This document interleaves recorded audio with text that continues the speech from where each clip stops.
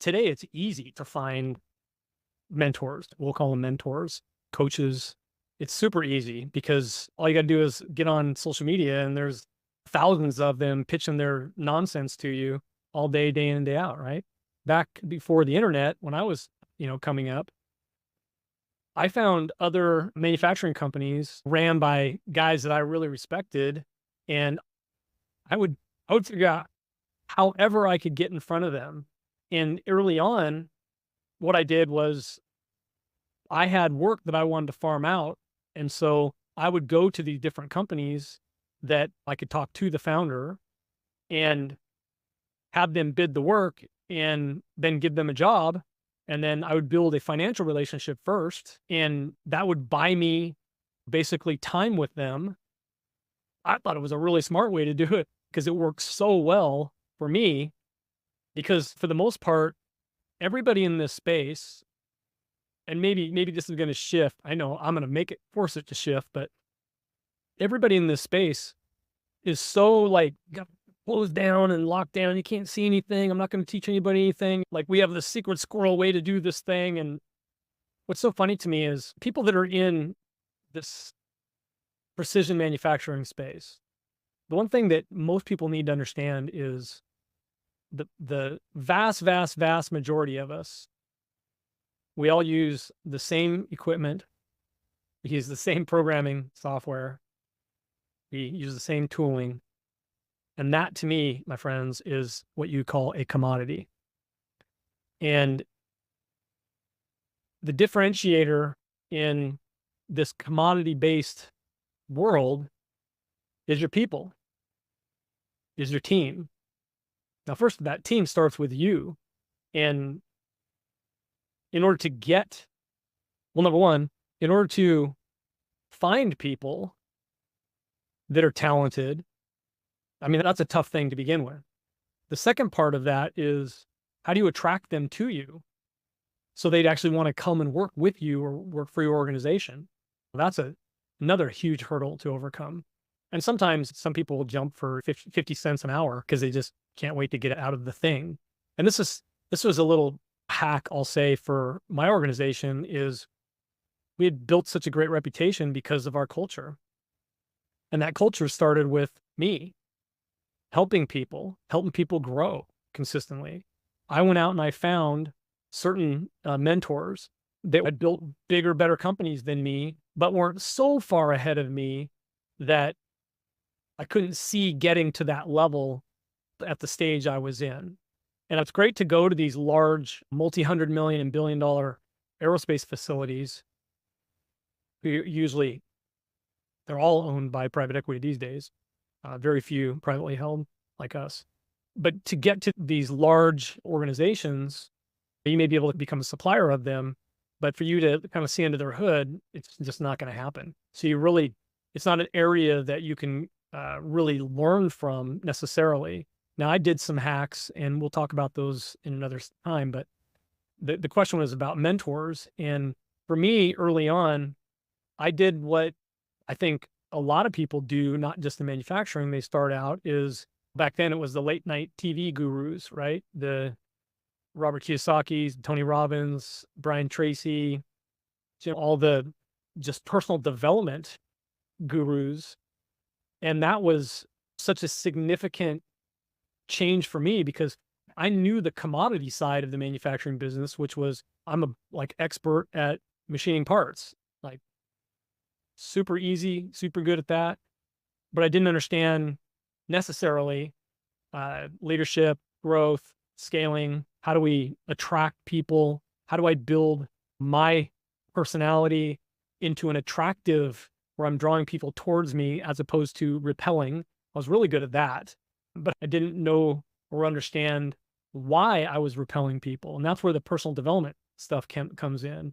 And so back then, we didn't have the internet. We had basically cassette tapes. I know, kind of dating me. Cassette tapes and right into CDs. And then, of course, DVDs. And then, the MP3 came out. So there's all these evolutions of it. But at the end of the day, it's the same word, the same language. Everybody that starts a business or is wired this way needs to develop a personal development journey. It's an absolute 100% non-negotiable. If you don't commit to a personal growth, personal development model program, you're not going to make it anyways. And for me, if somebody's not committed to doing that, I'm not going to say I won't necessarily work with them, but if they're not going to commit to like improving themselves, then there's no value exchange. There's no reason for that relationship to even foster because they don't want to win. I work with people that want to win, that they know they have a gift inside of them that the world needs to know. They know they have abilities and they can see things that other people can't see. The challenge is, how do you peel the onion back to get to that superhero that's locked down inside all this past trauma and negativity from your producers? That's why I wrote that book, Your Life's Not Your Fault Until It is to plug with shame, or shameless plug, I guess. Because I wanted people to have an understanding. I really wrote it for my kids, but I want people to understand that your life is not your fault until it is, meaning that like you had a whole series of producers, I call them, which is your community, your preachers, teachers, coaches, parents, siblings, everybody that had a part in your upbringing built a belief system into you, good or bad, shit show or not. They built a belief system into you, and that is how you view the world. And the sooner that you are able to understand that, the sooner you can start questioning your belief system. Because at the end of the day, you got to ask yourself, whatever it is that you believe to be true about anything, health, relationships, recreation, wealth, turns out not to be true. Like, when would you want to know? Do you want to wait until you're 50, 60, 70 years old to start figuring this stuff out? Or would you like, I want to know now, right? I want to know immediately.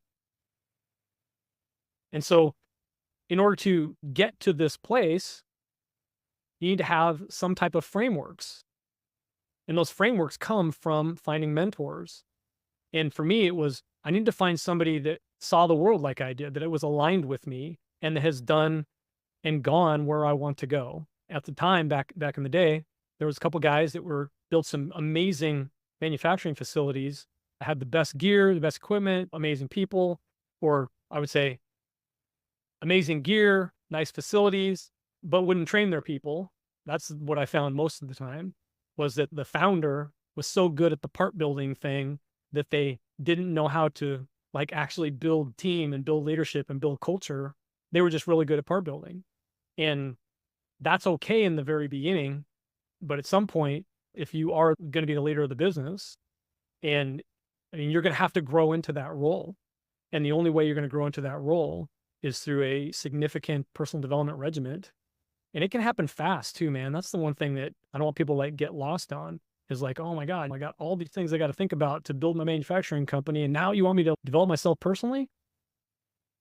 No, I want you to focus 100% on investing in yourself, because if you don't get this right, don't even go down the path of trying to build this manufacturing company, because it is going to be an extremely, extremely difficult and painful ride. And at the end of the day, if you're that good at part building, then come work for our organization. You'll get paid a high wage, and you don't have to go through all the pain and suffering of the ups and downs of the cycles of the markets and, COVID and 9/11 and housing crisis and all the other, because we work in cyclic economies, and the vast majority of people do not have what it takes internally, at least at the moment, to make it in the businesses. And how do we know that? Because 95% of all businesses fail. It's just the math. And I'm 100% in belief that the reason they fail isn't the business.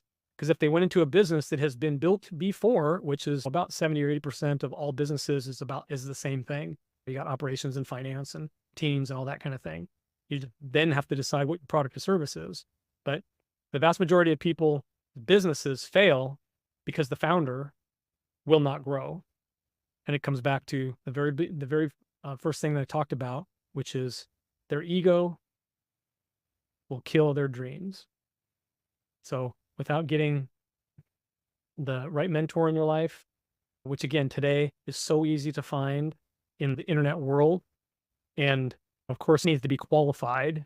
You don't want just some individual that wants to get into coaching and they go to a weekend seminar and now they got a certification and now they're a certified high performance coach. So you got to be careful about those people. Doesn't mean they can't do the job necessarily, but my take is I want to find and invest in myself by finding the right person that has a real track record that can accelerate my learning curve, because that's really what it's all about. If you are a founder, entrepreneur type of person, and you're going to do this thing, you better figure you out now and get on that trail of personal development, because otherwise you are going to be burning years of your life, tremendous amounts of capital, because you are going to get in your way and your ego will kill your business.